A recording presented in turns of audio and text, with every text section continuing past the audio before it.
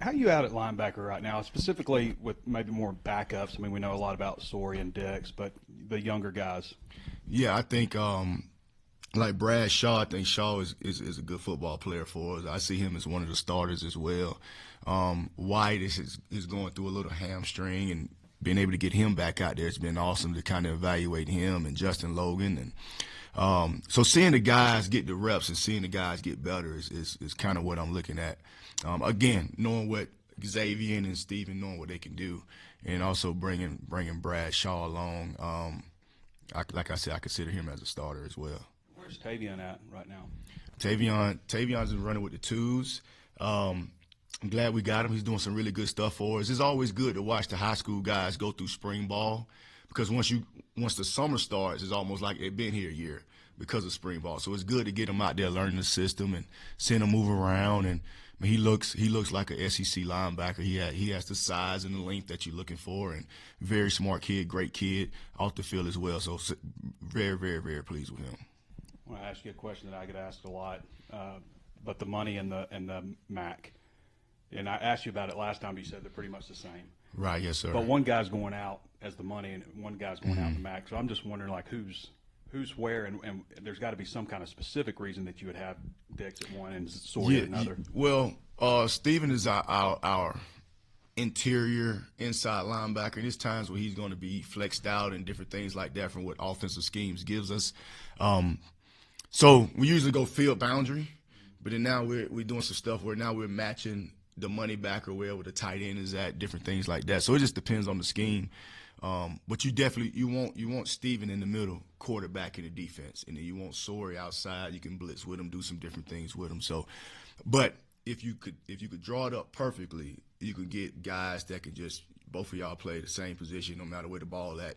Both of guys can kind of rotate different sides. That type of deal.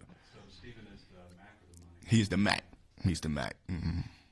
Coach Pittman has talked a lot about some of the depth concerns just in terms of sheer numbers in the secondary and on the defensive line. How has that kind of gone this spring numbers-wise, and, what's your read on the depth for those two groups? Yeah, that's a great question. So you start out, you go out there, we don't have the depth that we would have in the spring. And then for us defensively, like I talked to the staff, we football coaches. So you could complain about the depth, or you can coach football and get guys better. So we just been focusing on, okay, who's out there? Let's get them better, and you can see the defense is getting better as a whole. We got guys that's out with injuries and different things like that. So, man, if you're a football coach, man, coach football. Don't complain. It is what it is. At the end of the day, nobody cares anyway. So, so defensively, like I talked to the staff, let's go out there and let's just coach. Let's coach to see if they can get better, and they actually has gotten better. Now we have to go get some more pieces and different things like that, but very pleased with just the growth of the defense overall. We've seen and heard a little bit about Selman Bridges and just kind of the strides he's making as a younger guy. What have you seen out of him in the secondary? You know what, seeing growth, because he's still a freshman. He's a guy that was a freshman last year season, right? And we're still in his freshman year of college. So just seeing him going through his second spring ball and just seeing the growth, seeing him being developed, seeing him taking coaching and taking his game to another level. And that's a good thing. All of our guys that's been here that are freshmen, they cannot be the same as if when they first got here. So just to see the growth is a good thing, to see him growing. We've seen a lot of the safeties rotating. I think you've had like every one of them, Miguel, Larry, and Caleb playing at the hog or different spots in the safety. What have you seen from them, and is that something where you're trying to figure out their best spot, or could, when we get to the season, have that like a healthy rotation among those three spots based on situation and stuff? A little of both. I mean, first of all, starting with those three guys, you see leadership. Those guys have really grown into the leadership role, and when they speak, the guys listen. They lead by example as well. I think it's a little both of kind of seeing the more you can do, the more value you can bring to the defense, and some of it is also depth. Right, so you got to go out there with 11. So we got to figure out pieces and different things like that. So some of it is figuring out what they can do. Another part of it is the depth part of it, where okay, we have to go out there with 11 guys. So putting guys in positions where they probably wouldn't usually be, but then you look up and like, man, you know what, he can play this position. So it's really been good. It's really been good. You see Larry, Miguel, Caleb, all those guys playing different positions. It's really been good for us to see on film what they can do if something happens in the season where they have to play these different positions. What's the biggest thing you're looking for from your defense in the scrimmage on Saturday? Anything in particular that you're really going to be watching for? Get better. So our whole deal, and I know you like get better. What in the world? Every day I go in there and I tell them, man, let's get better. We play our first game in September. So spring ball is okay. Running, blocking, tackling. I want them to run to the ball like their life depended on it. And when they hit people, make sure they go backwards and get them on the ground. So those fundamental things. If they run a power or a counter, let's fit it up right. If you're getting over routes, you're getting different route schemes and let's cover it up. Like, let's get better at the small things of getting better as far as the defense. I'm sure it's the same thing offensively. Yes, we want to compete and we want to do well, but let's leave spring ball and say, okay, when you have the cut-ups, we got 100 reps of playing the power. We got 100 reps of playing the counter, zone read, the mesh route, whatever it is, and then you start looking it up. It's okay, this is the type of defense we're going to be. This is, because right now we don't know. We're going to be 4 down, 3 high. We really don't know, so we're putting it all together. Then once we get those pieces, this is what we're going to be. But I want to see them go out there, man, and play like their life depending on it and play like their hair is on fire and tackle well and be healthy. We'll tackle well, so. One more, just based off what you just said about not necessarily knowing what type of defense you're going to be. Is that a new thing this spring, just based off all the turnover? Is that something you've dealt with in previous years here at Arkansas, or is it maybe a little extra this season, not knowing your identity just yet? I think it's year to year. So you go in and you say, okay, as a defensive coordinator, we're 4 down, we're going to be attacking, we want to rush the passer, and then you got to, okay, like last year, I know like 3 high that's not in my background, right? We play Tennessee, and then, boom, it pops up, right? And then you go out, and then you play Texas, and it pops like, whatever we got to do to win the game. It's not like Travis Williams could be stubborn and say, hey, we're this, and we did. Okay, well, can we stop this particular offense with this particular scheme? So just trying to be multiple as possible and giving our guys a chance to be successful on the field. Speaking of adding numbers, I guess this is your 3rd season here, and I guess we always hear about like crazy numbers on the offensive side in terms of NIL and all the movement. How's recruiting maybe changed on the defensive side, just specifically since you've been here? I think it's all over the country. It's the NIL changes things as far as, the kids are asking for money, and if you have it, you have it. You don't, and that's just kind of the landscape of college football. Big people cost a lot, so if you're gonna get big people, it's gonna cost you some money. And it's just like the NFL. If you watch the NFL draft, they're gonna go get a quarterback, and they're gonna get a pass rusher. They're gonna get somebody that can protect the quarterback. You see what I'm saying? So it's the same model. It's the same thing for college football. You're gonna have to protect the quarterback. You're gonna have to have a quarterback. If you don't have a quarterback, you don't have a chance, right? So if you're gonna protect the quarterback, you got to get somebody that can get to the quarterback. So wherever all these teams are spending money, whether if it's a left or right tackle, you better have a defensive end. You better have a quarterback. Oh, they throwing the ball. You better have somebody that could cover. So I think the game is okay. Where's the money spent? The money spent on the offensive tackle, they doing that for a reason. Well, you better have somebody to go get the quarterback. So it's kind of it's not even counted. It is the NFL model, so to speak. And then, getting Xavier back, already the leading tackler from last year, just where have you seen his biggest development than maybe when you first came here? Man, he's just understanding the scheme. It's just his knowledge of knowing what we're doing and what we're trying to do. And, he's asking questions, and not only is he asking questions, he's actually like helping the younger players on the scheme that we have, which is always good. So you're seeing that growth, and we have that conversation a lot. Like, I just tell them, like, this time next year, like, you're going to be in these rooms, and these GMs and these coaches going to be asking you these questions. So let's draw it up, let's talk through it, and he's become like just a student of the game. He's in my office all the time. Okay, coach, let's draw this up. Coach, when you call this, what are you thinking? So he's kind of getting in my mind a little bit on why we call things in different situations, which is awesome.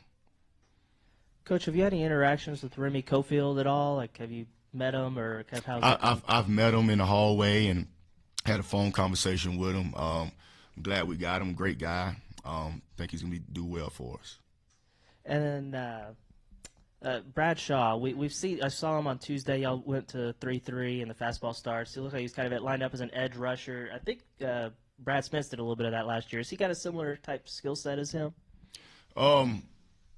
Both guys are very athletic. what we're really trying to do, to be honest with you, is okay. When you look at it, you rank your 11 guys. If Brad Shaw is one of your 11, he can't be on the sideline with me. So he should be on the field. So we're just trying to figure out our way to get the best 11 on the field in different schemes. He does have pass rush ability. He's very, very smart. So he'll play the MAC, the money, the penny. He can edge rush. He can do different things. Now, from my seat, I got to be careful not to give him too much because he is so smart. And sometimes it could kind of slow a guy down because he's like that toy that you will like because he knows everything. He's really smart. But I have to be careful myself, not asking him to do too much. But yeah, he's a guy that we got to get him on the field. And then, is there somebody on the defensive side who's flying under the radar, caught your attention? Maybe some guy that can, sneak up. You know what? I would answer your question about 5 years ago and tell you, but with the portal, I don't know if I should even answer that. Flying under the radar, it may sneak up. Everybody on defense. Be honest with you, I won't say a name, but you can see everybody to the man. Everybody is getting better defensively, and I know that's not the answer you're looking for, but some guys are not having spring games. I'm gonna do that here and not say a name and say everybody's doing well. How about that? It seemed like there were some guys banged up in the secondary.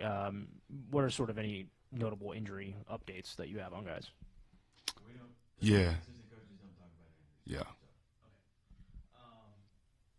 And then guys on the offensive side and defensive side have been jawing at each other. Not the most uncommon thing in the world. Things are competitive, but just what's your impression of that?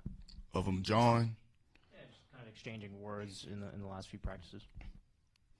I don't mind them talking. I don't mind them talking. Long as it's like let me say this, we want them to talk to your teammate in the heat of the battle. Even when I played, right? I'm gonna tell you, when it's hot out there and the whistle blowing, the guy leaning on you a little bit, oh man, get your hands off me. That's how stuff happens. But it's nothing, man, it's football, man.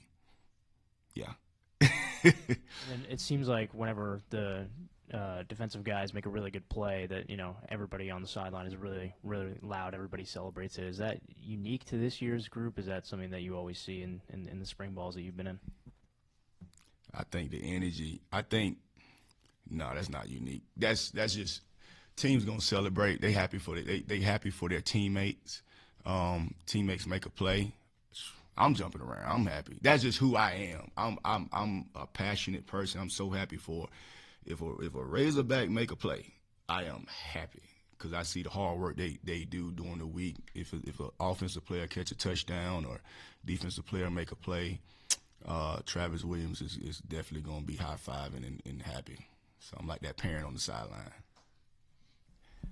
Coach, I would ask you about 2 or 3 players that was here last year, maybe didn't play that much, some maybe at all. Quincy Rhodes, Charlie Collins, and Selman Bridges. All three coming along. All three, yes, all three are getting better. All three are coming along. All 3 guys will help us next year. Very, very pleased with all 3 guys. Singletary, is he making strides? He's doing well as well. He's having a really good spring for us as well. And he's taking the bull by the horn of just coming up, meeting with Coach Perry, and he's seeing it. He's an older guy now, so the time is now for him, and he's really, really been locked in the spring. Caleb Wooden is a player that mentioned you a lot in the recruiting process. He knew you, and how's he coming along? I know early on he was getting interceptions and stuff. Is he still progressing pretty well? He's doing some really good stuff for us. A smart football player. I'm glad we got him. He's a guy that understands football and is doing some really good stuff for us as well. I wanted to ask you about Keyshawn Davila. It seems like he's playing really, really well. Makes a lot of pass breakups and stuff. I think you tried him a little bit at the Hog, but I think maybe got away from that. But what are your thoughts about him? Just his overall. I like him. No, he's doing good, man. He's a guy that he can run. He's athletic. We trying him at different positions. He is still getting some hog reps on some third down stuff, some stuff that we're doing, and he's a guy that's progressing. He's come from junior college, so he has a skill set. He's just learning the speed of our game in the SEC and learning the playbook, but he definitely has the talent that you're looking for. Is there a guy, I don't guess Salih's been here a year. I think he was an April guy last year. But is there a guy that's improved as much for you as him? Everybody on defense.